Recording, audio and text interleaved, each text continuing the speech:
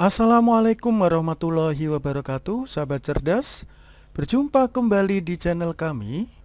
Kali ini kita akan membahas tentang kerangka asesmen tes kemampuan akademik. Oke ya, kali ini kita akan bahas kisi-kisi dari bidang studi biologi, di mana konsep-konsep biologi yang akan diukur mencakup keanekaragaman hayati, sel dan proses-proses pada makhluk hidup. Nah, yang pertama kita akan bahas klasifikasi dan keanekaragaman makhluk hidup.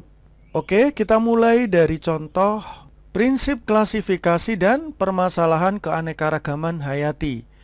Batasan dan catatan keanekaragaman hayati yang dimaksud adalah keanekaragaman hayati di Indonesia. Oke ya, sahabat cerdas, ini kompetensinya adalah menganalisis, berarti kelompok C4. Nah, kalau kita lihat di sini dalam taksonomi Bloom, menganalisis masuk kategori C4 ya. Jadi yang pertama adalah level C1 pengetahuan, kemudian C2 adalah pemahaman, C3 penerapan, kemudian C4 menganalisis, kemudian C5 mensintesis, dan C6 mengevaluasi. Nah, jadi soal-soal TKA, tes kemampuan akademik, itu mengukur di level C4. Dikategorikan soal High Order Thinking Skill ya. Sementara kalau C1, C2 biasanya disebut LOTS, Low Order Thinking Skill. Kalau yang C3 mengaplikasikan disebut MODS. Sekarang kita masuk ke contoh soal yang pertama. Oke, sahabat cerdas, kita mulai dari soal yang pertama tentang klasifikasi makhluk hidup. Seorang peneliti sedang menyelidiki organisme yang diisolasi dari buah jeruk yang membusuk di kebun. Organisme tersebut membentuk miselium berwarna putih yang menyebar ke permukaan buah. Pengamatan mikroskopik menunjukkan bahwa hifa tidak bersekat dan multinukleat. Organisme ini mengeluarkan enzim pencernaan ke lingkungan untuk menguraikan polisakarida dan kemudian menyerap nutrisi yang terlarut. Pada fase reproduksi, organisme ini menghasilkan sporangia yang melepaskan spora kembara atau zoospora yang memiliki dua flagel heterokon, satu flagel berbulu dan satu flagel halus. Analisis biokimia lebih lanjut mengungkapkan bahwa dinding selnya tersusun oleh selulosa bukan kitin. Berdasarkan ciri-ciri yang diamati, ke dalam kingdom manakah organisme tersebut paling tepat diklasifikasikan? Oke, sahabat cerdas, dalam klasifikasi 5 kingdom ada plant, ani, promo, fungi. Jadi yang pertama adalah kelompok dunia tumbuhan, plante, kemudian dunia hewan, animalia, protista, kemudian ada monera, dan yang terakhir ada fungi atau kelompok jamur. Oke, kita lihat ya. Nah, kelompok di sini yang kata kunci pertama untuk menjawab adalah yang berdinding sel. Kelompok plante ini punya dinding sel ya, seperti selulosa, kemudian ada hemiselulosa, lignin, dan juga ada pektin. Sementara animalia tidak berdinding sel. Kemudian protista ini ada 3 kelompok. Ada yang menyerupai tumbuhan yaitu kelompok alga, mirip animalia yaitu masuk ke dalam protozoa, dan yang terakhir mirip jamur itu ada om. Yang pertama ada Oomycota atau jamur air, dan yang kedua jamur lendir namanya Myxomycota. Sementara monera ini adalah kelompok bakteri. Ya, jadi bakteri juga punya dinding sel namanya peptidoglikan. Sementara fungi juga punya dinding sel yang disebut sebagai kitin. Oke ya, dari sini bisa disimpulkan sahabat cerdas, yang memiliki dinding sel ada plante, bisa selulosa, ya, tapi bukan kiktin. Animalia bukan, kita coret dulu. Kemudian ada bakteri, ya. Monera ini juga bukan karena dinding selnya adalah peptidoglikan. Dan fungi itu juga bukan karena dia dinding selnya adalah kitin. Di sini bukan kitin. Ada protista. Yang pertama adalah dinding sel alga, selulosa. Ada kemudian protozoa, ini tidak berdinding sel. Nah, sementara jamur Oomycota ini juga memiliki dinding sel selulosa. Kemudian ciri yang kedua adalah kelompok makhluk hidup ini cirinya yang khas adalah berhifa, punya benang. Nah, yaitu adalah protista yang menyerupai jamur yang disebut Oomycota. Ini yang dimaksud adalah jamur Phytophthora yang bisa bersifat parasit pada tanaman jeruk. Oke ya, sahabat cerdas. Jadi yang plantae juga bukan, yaitu di sini adalah kingdom protista, termasuk protista mirip jamur Oomycota. Oke, nomor 1 jawabannya adalah C. Oke, sahabat cerdas, tadi merupakan soal tentang klasifikasi makhluk hidup. Kemudian yang kedua kita masuk ke soal keanekaragaman makhluk hidup. Oke, kita bahas soal keanekaragaman makhluk hidup. Seorang peneliti sedang menyelidiki keanekaragaman genetik pada tingkat genus untuk mengidentifikasi hubungan kekerabatan antar spesies tumbuhan. Peneliti mengumpulkan data sebagai berikut ya, bisa dibaca ya sahabat cerdas. Berdasarkan data tersebut, peneliti menyimpulkan bahwa beberapa kelompok tidak menunjukkan keanekaragaman tingkat jenis dalam satu genus karena adanya perbedaan genus pada salah satu anggotanya. Kelompok manakah yang tidak menunjukkan keanekaragaman tingkat jenis dalam satu genus? Oke ya, sahabat cerdas. Jadi keanekaragaman hayati itu dibagi menjadi 3. Yang pertama tingkat gen, yang kedua adalah tingkat jenis, dan yang ketiga adalah ekosistem. Nah, yang ditanya di sini adalah tingkat jenis. Keanekaragaman tingkat jenis biasanya menunjukkan variasi ya dalam satu famili yang sama, tapi berbeda spesies. Nah, di sini ada lanjutannya menunjukkan bahwa dia satu genus. Contohnya kita lihat ya, sahabat cerdas, seperti kelompok P. Kelompok P adalah Oryza sativa, padi, kemudian ada Oryza glabirina, padi Afrika. Nah, ini contohnya kita tulis ada Oryza sativa ya. Kemudian yang kedua adalah Oryza glabirina. Kedua ini adalah nama spesies.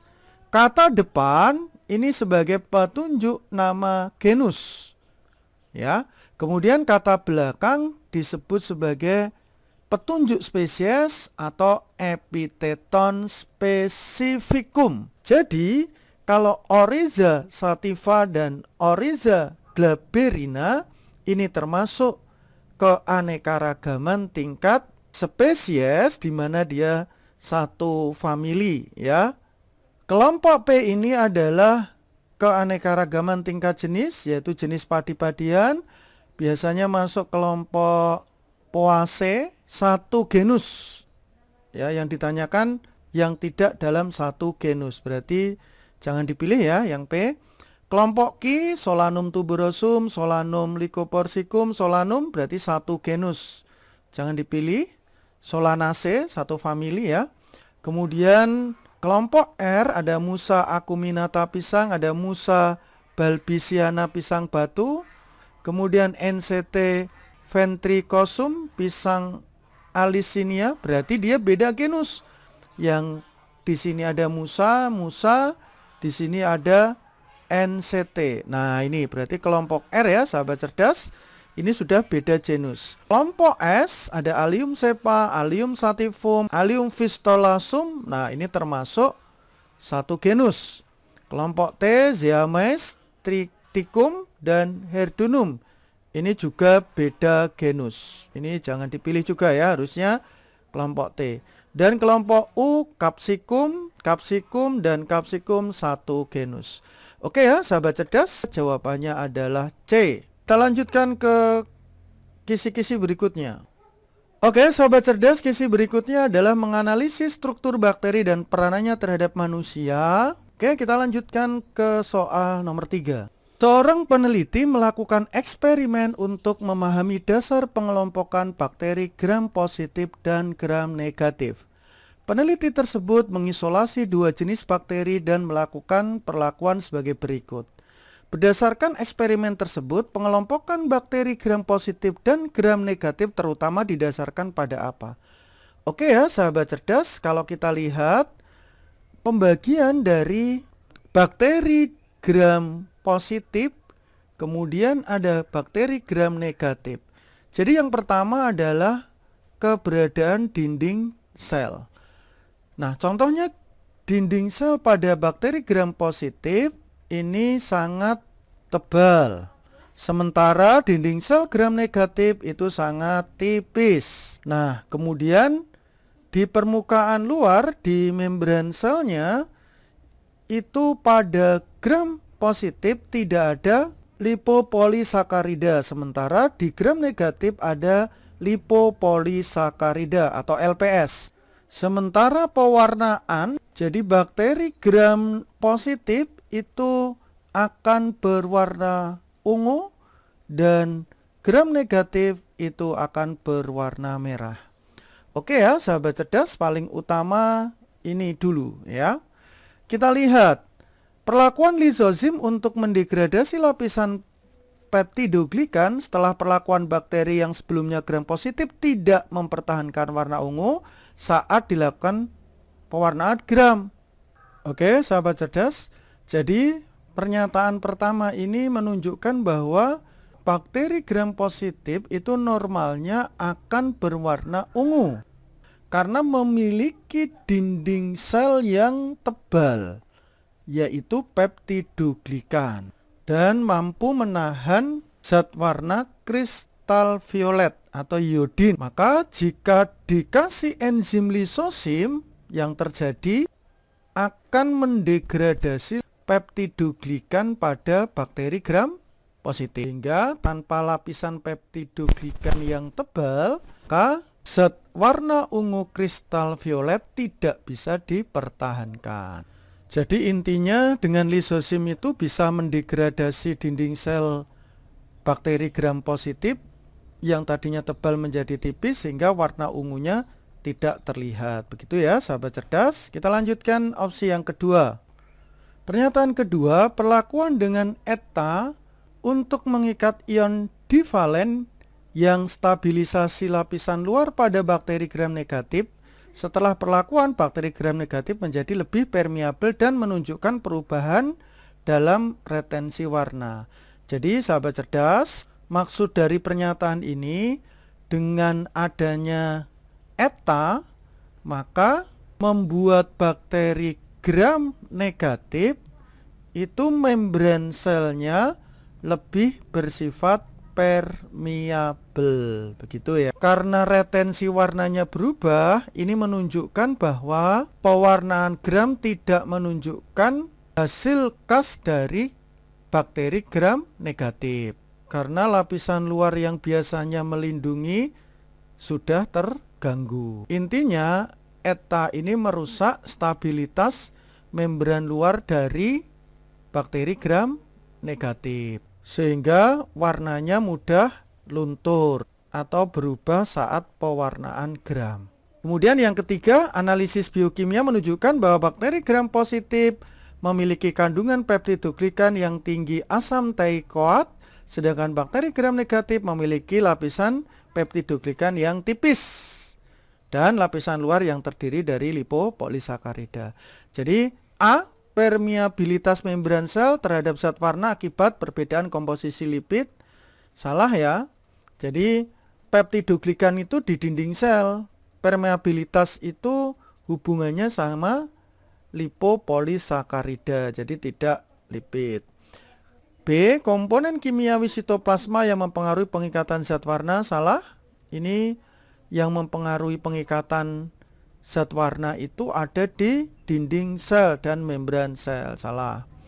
Ketebalan lapisan peptidoglikan yang menentukan retensi warna. Kurang tepat ya. Ada peptidoglikan sama membran sel. Kemudian komposisi senyawa penyusun dinding sel. Nah, berarti betul ya, ada yang tebal tadi. Contohnya di sini gram positif, yang tipis gram negatif, serta termasuk lapisan luar, yaitu lipopolisakarida. Jadi dua-duanya ini ya. Jadi ini dinding sel, ini membran sel, yang pertama dan kedua. Begitu ya, sahabat cerdas. Jadi yang tepat D. Yang E, komponen penyusun organel, tidak tepat. Soal nomor 4 yaitu tentang peranan bakteri bagi manusia ya, sahabat cerdas. Kita lihat. Kita lanjutkan ke nomor 4. Sebuah jurnal penelitian membahas peranan bakteri dalam berbagai bidang kehidupan. Ditemukan bahwa pencemaran minyak mentah di laut dapat dikurangi dengan memanfaatkan mikroorganisme. Di sisi lain, kebutuhan pangan seperti yogurt, nata de coco juga sangat bergantung pada aktivitas bakteri. Bahkan dalam bidang kesehatan, bakteri tertentu mampu menghasilkan antibiotik yang bisa digunakan untuk mengobati penyakit infeksi. Berdasarkan tabel peranan bakteri dan informasi jurnal di atas, manakah pasangan bakteri dan pemanfaatan yang tidak tepat? Oke, kita lihat ya. Pseudomonas aeruginosa menguraikan minyak mentah di laut. Betul ya? Ini bidang bioremediasi atau memperbaiki lingkungan yang rusak akibat tercemar minyak, bisa didegradasi dengan Pseudomonas. Kemudian Rhizobium leguminosarum ini mengikat nitrogen bebas atau memfiksasi N, biasanya ada di tanaman Leguminosae atau tanaman kacang-kacangan, sehingga bisa sebagai penyubur tanah, penambah pupuk N. Kemudian Streptomyces chrysogenum ini untuk streptomycin, antibiotik untuk infeksi. Nah, ini juga betul. Kemudian Acetobacter untuk fermentasi yogurt, ini salah. Ya, ini untuk nata de coco yang benar. Kalau yogurt itu biasanya dari Lactobacillus bulgaricus. Ini baru yogurt. Begitu ya, sahabat cerdas. Jadi yang tidak tepat D. Methanobacterium ini bisa menghasilkan gas metana untuk biogas. Betul ya. Jadi jawaban yang tidak tepat adalah nomor 4D.